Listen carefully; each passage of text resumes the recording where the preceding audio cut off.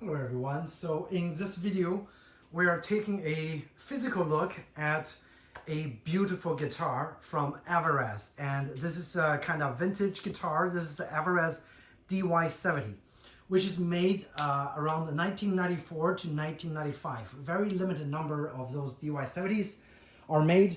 How you can tell? Very easy. This special shaped graphite bridge is only installed on this model and this model only, okay? And again, I haven't seen a lot of those circling around, but this guitar is so well made, so beautifully made that I think it's well worth the money if you can find one in excellent condition. And right in front, you can already tell this is a beautiful solid spruce top, okay? And it's a glossy paint. Another interesting thing is the pickguard. They actually integrated the pickguard under the glossy paint. So the pickguard is clear, and you can see due to the age, the outside or the rest of the part has aged quite well in kind of like a dark yellow color. But whatever's under the pickguard hasn't aged much, and you can kind of see the original color of the spruce top right here, okay? Which I find quite interesting. And again, I mean, nothing wrong with it. It's just like an interesting contrast between the original look of the spruce top, of the wood texture, and the aged texture over here, almost 30 years old. Okay, so this guitar, again, fantastic build quality. Like, I have no complaint about this guitar. Actually, before this, I owned quite a lot other more affordable guitars in the $100 to $200 price range. And I was lucky to find this from a local gentleman. He sold it to me for a fantastic price. I bought it, and as you can see, I sold my every other acoustic guitar and only kept this one, only because it feels great, like, to play, and it sounds amazing. Like right off the bat, this is tuned, and again, with the tuner, it actually keeps its tune exceptionally well, okay? I heard the sound just and I'm like, this guitar just sounds so much better than the other budget price guitars. And people always say, do you get the value from the budget guitars? I would say yes, you get the value from the budget guitar, but you don't really get that well-made guitar sound. Like the cheap guitar is always gonna sound slightly cheaper, and that's just me. Like, I'm even a beginner. Like, after trying better guitars, I know there's definitely a difference between a solid wood guitar and a laminated wood guitar. And as evident by this Alvarez DY-70.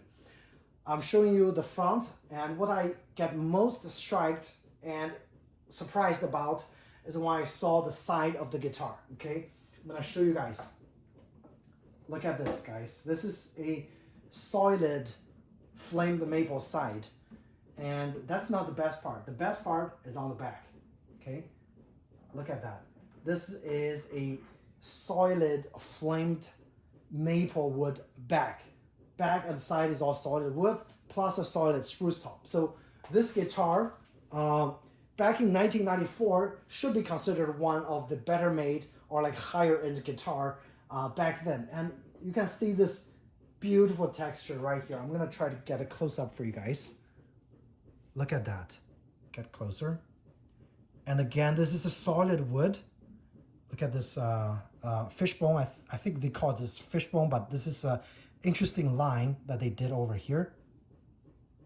And the binding is a, I don't know how do you call it, turquoise, whatever.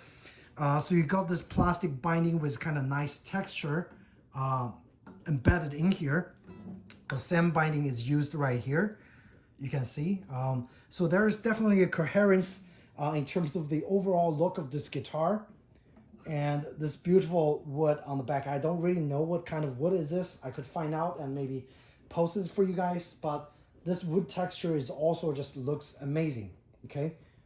Like, very, very beautifully made neck. And the neck is handcrafted and hand-shaped or hand-sanded. Another interesting thing about this guitar in particular is this this neck is actually asymmetrical. So this side is slightly narrower than the other side, and when you actually hold the guitar here, especially on the top, it's very easy to reach all the notes like on the top. You don't feel like your hand is like kind of hard to reach on those low E chords over here. It's very, very easy to reach and super comfortable. And as you get down here, that asymmetrical shape continues. You can feel it, but it's nothing intrusive, and it always feels like natural to play across the fret or the higher end of the fretboard. Unfortunately, this is not a cutout, so that inherent problem still exists. It's very hard to reach those like higher notes on the bottom. But I guess the previous owner played quite a lot around this area. There are some wears on the B string over here, like across the B string, like around this area. So I know if you play your guitar quite a lot, especially acoustic, I don't think many people reaches the lower end right here. So I would say it's still pretty practical in terms of the design. Have you guys look at the interior and just the traditional layout on the inside with a bracing across and a center bracing in the middle, okay? And again, just a fantastic build quality, okay? Look at the bottom. And amazingly, this piece on the bottom or on the side is book matched, okay? You can see the texture are the same. The back is also book matched, so the texture kind of carries out, you know? And I'm just absolutely impressed by the build quality of this guitar. And I don't think there are a lot of reviews out there for those Alvarez Yairis that's actually built at Yairi's factory back when he was still alive, and he's still hand signing those signatures inside that basically says the guitar is built there by him and his, I guess, his craftsmen, okay, in the shop.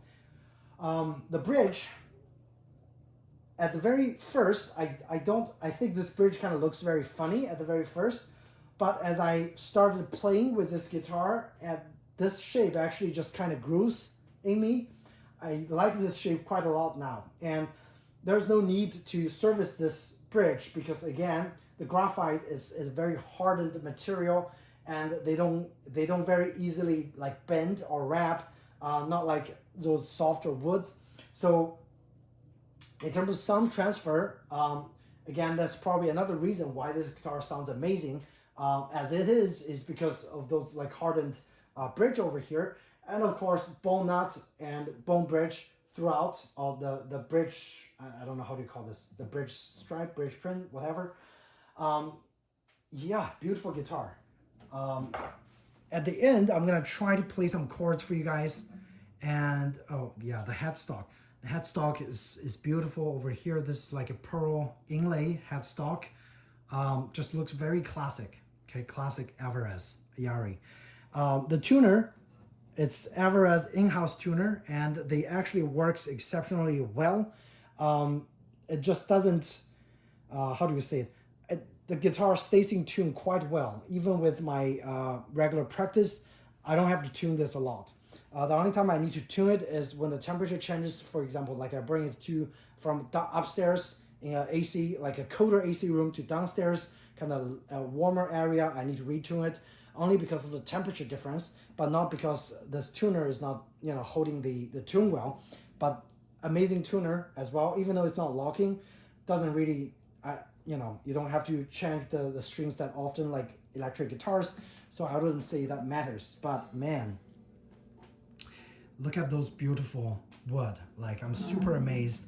This is again 30-year-old, and all the gloss coating are still intact, and there are barely any like very minor damage here and there. Doesn't affect the sound at all. And the rosewood fingerboard again is beautifully laid out, and the edge is nicely rolled, but I can still feel some like hard sides, not like modern day polished edge, but it's still very, very nice. Okay, And over here on the 12th fret, you have this special design over here, classic of the Alvarez in the era. And the rest of the inlays are actually metal dots, I believe, silver metal dots. Okay, so there you have it. And a fantastic guitar. And again, next section, let me take the guitar down and just play a few chords for you guys, since I'm a beginner, but at least you can hear how well this guitar sounds. Once you hear the sound, I don't think you want to put it down. Like, I was first attracted by the look, but then the sound is just trumps all the lower price guitars, bar none. And if you can find those for a good price used, I would definitely say grab it, because you're not gonna regret how well this guitar is built and how well this guitar plays. The only downside is this is the Dreadnought size, so I have a fairly smaller body, so playing this requires a little more effort because it's a full-size guitar. Okay, I don't know if they made any smaller size back then for those DY series, but again, that's the only downside. The little con, if it's a con at all, for people who have smaller body, this might feel a little too big and cumbersome to play.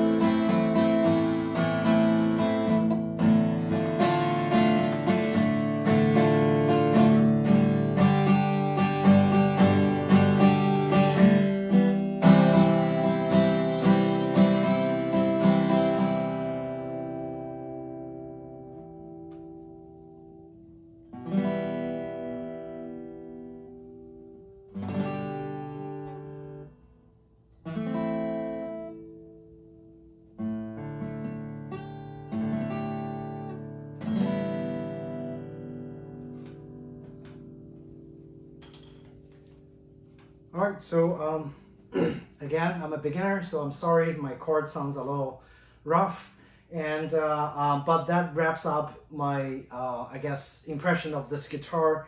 It's a beautiful piece. It's a beautiful art piece, and again, it also sounds amazing. So best of both worlds, and if you can find it for a good price, I would say grab it. If you have a chance to check it out in person, I don't think anyone is going to turn this guitar down as soon as you hear the sound coming out from this guitar, okay? And not to mention the beautiful, beautiful flamed maple back and sides. They just don't make flamed maple, like solid flame maple back and sides anymore nowadays for any guitar that's under like $3,000-$4,000, which I think is insane, okay? So this is really a no-brainer and great price if you can find one. And hope you found this video helpful. If you did, please do hit the like button or subscribe to my channel. Again, I just started learning guitar, so I will have more music-related videos coming out for you guys. So thanks again, and I'll see you in the next video. Take care.